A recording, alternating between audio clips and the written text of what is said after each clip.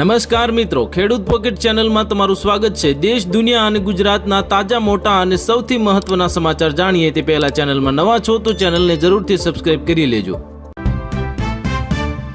શિક્ષણમાં પણ રાજકારણ જોવા મળ્યું। એનસીઈઆરટીનો મોટો નિર્ણય, ધોરણ 9ના નવા પાઠ્યપુસ્તકમાં ઉમેરાયો ઇન્દિરા કાળની ઇમરજન્સીનો પાઠ।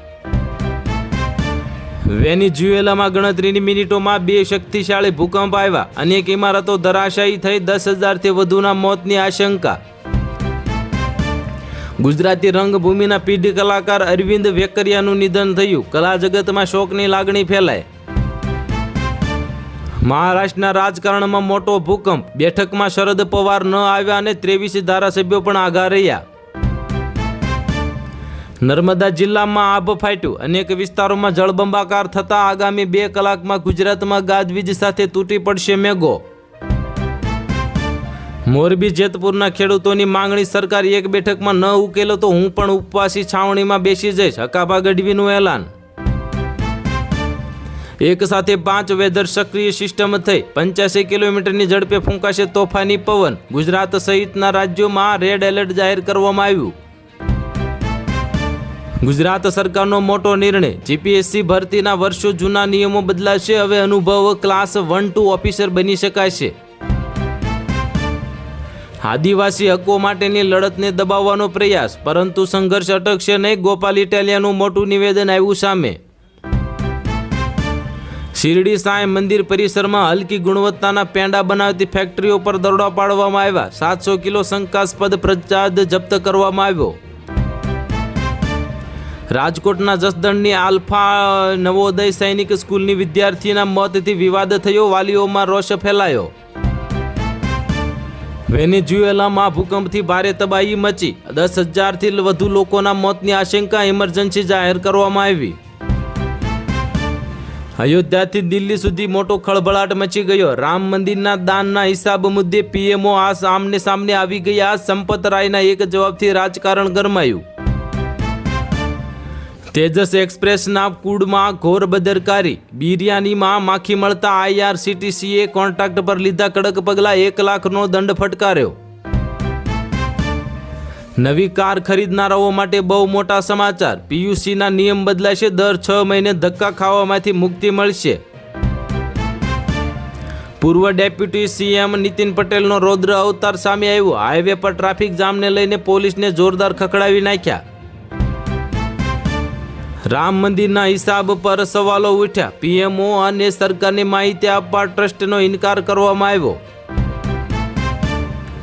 હવે રેશનિંગમાં પરિવાર દીઠ નહીં પણ સભ્ય દીઠ મળશે 35 કિલો અનાજ, સરકારે લીધો મહત્વપૂર્ણ નિર્ણય।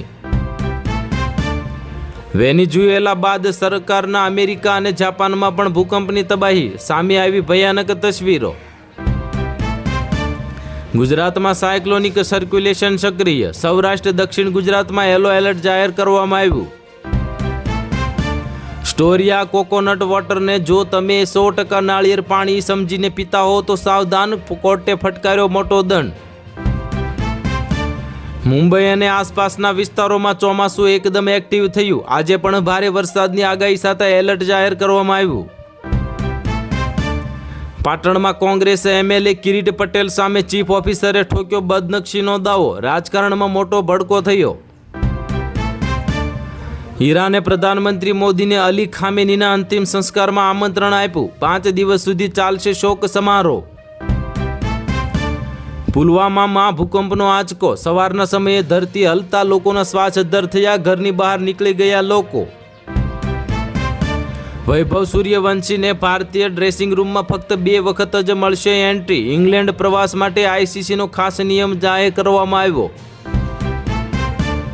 અમદાવાદમાં યુવકની બેટ અને બોલ સાથે અંતિમ યાત્રા, મિત્રોએ અંતિમ વિધિમાં બેટ હોમીને કાયમી ક્રિકેટ છોડ્યું।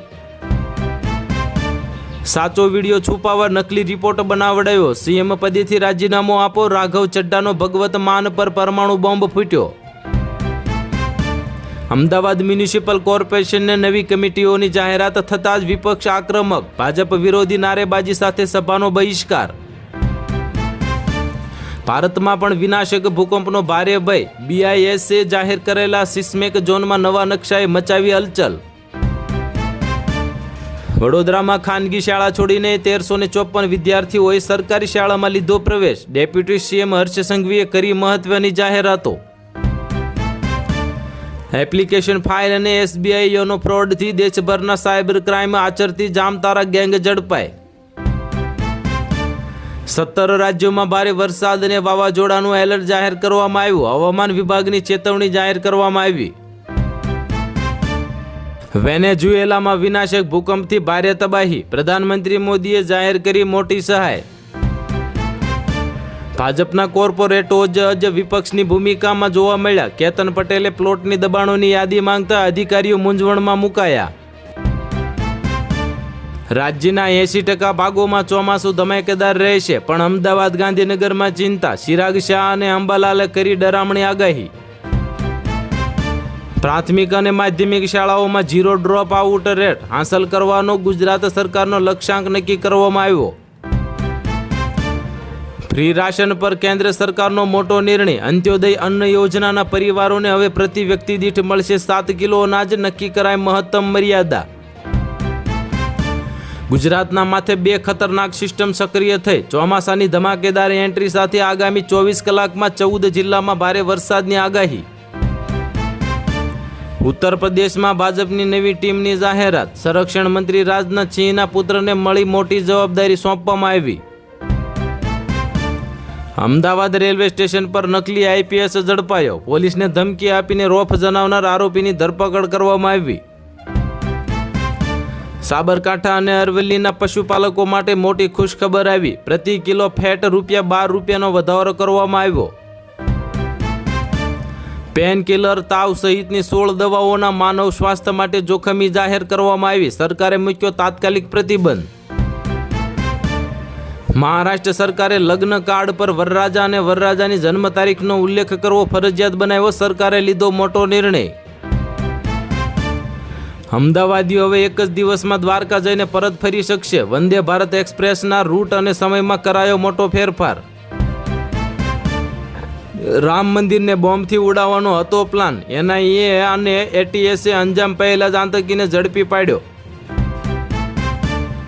સોના ચાંદીના ભાવમાં મોટો કડાકો. ચાંદી ₹1.70 લાખ સસ્તી. ઓલ ટાઈમ હાઈથી સોનું 36,000 ગગડ્યું. મગફળી બિયારણ મુદ્દે કિસાન સંઘ મેદાને આવ્યું. 3 તાલુકા સિવાયના ખેડૂતો બાકાત રખાતા આંદોલનની ચીમકી આપવામાં આવી. 4 દિવસ સુધી ભારે વાવાઝોડા અને વરસાદની ચેતવણી. આજે 17 રાજ્યોમાં ઓરેન્જ અને યલો એલર્ટ જાહેર કરવામાં આવ્યું. નવસારીમાં સરકારી અનાજ કૌભાંડની આશંકા સામે આવી. કચરાના ઢગલામાંથી મળ્યા તુવેર દાળના ખાલી પાઉચ. ઈસુદાન ગઢવીએ વીજ લાઇન નાખવાના મામલે સરકાર પર કર્યા આકરા પ્રહાર. 26 જિલ્લાઓની જમીન અસરગ્રસ્ત થવાનો દાવો કરવામાં આવ્યો. મહેસાણામાં નકલી વેરિયાળીનું મોટું કૌભાંડ ઝડપાયું. ખોરાક સાથે ચેડા કરનારા વેપારીઓ સામે તંત્ર લાલગુમ થયું. આંતરરાષ્ટ્રીય દબાણ વચ્ચે ઈરાનનો મોટો વ્યૂહાત્મક નિર્ણય. કોઈ પણ ચલણમાં સ્વીકારશે તેલની ચૂકવણી. અમરનાથ યાત્રામાં ભાવમાં હવે નહીં થાય છેતરપિંડી. સરકારે જાહેર કર્યા દર. સરકારે લીધો મોટો નિર્ણય. દવાઓમાં હવે આવશે ડિજિટલ ક્રાંતિ. સરકારનો મોટો નિર્ણય. QR કોડ વગર વેચાશે નહીં મહત્વની દવાઓ. રાહુલ ગાંધીએ MP હાઈકોર્ટમાં એટલે કે મધ્યપ્રદેશની હાઈકોર્ટમાં દિલગીરી વ્યક્ત કરી. શિવરાજસિંહ ચૌહાણના દીકરાએ કર્યો છે માનહાનિનો કેસ. અમદાવાદ એરપોર્ટ પર ફરી મોટી દુર્ઘટના ટળી. માત્ર 200 મીટરના અંતરે મુસાફરોને દેખાયું મોત. ATCની સતર્કતાથી અકસ્માત ટળ્યો. વેનેઝુએલામાં ભૂકંપથી ભારે તબાહી મચી. વડાપ્રધાન મોદીએ તમામ સંભવિત મદદની ખાતરી આપી. જેતપુર ખેડૂતોના ઉપવાસ મુદ્દે ઈસુદાન ગઢવીનો સરકાર પર પ્રહાર. હાઈ ટેન્શન લાઇન યોજના સામે આંદોલનની ચેતવણી આપી. સાબરકાંઠા અને અરવલ્લીના પશુપાલકો માટે મોટા સૌથીના સમાચાર સામે આવ્યા. સાબર ડેરી 29 જૂને ચૂકવશે 560 કરોડનો ભાવ ફેર. હાલ માટે આટલું જ. મળીશું નવી અપડેટ સાથે. જો વિડીયો પસંદ આવતો હોય તો વિડીયોને કરી દેજો લાઇક અને ચેનલમાં નવા હોય તો ચેનલને કરી દેજો સબસ્ક્રાઈબ.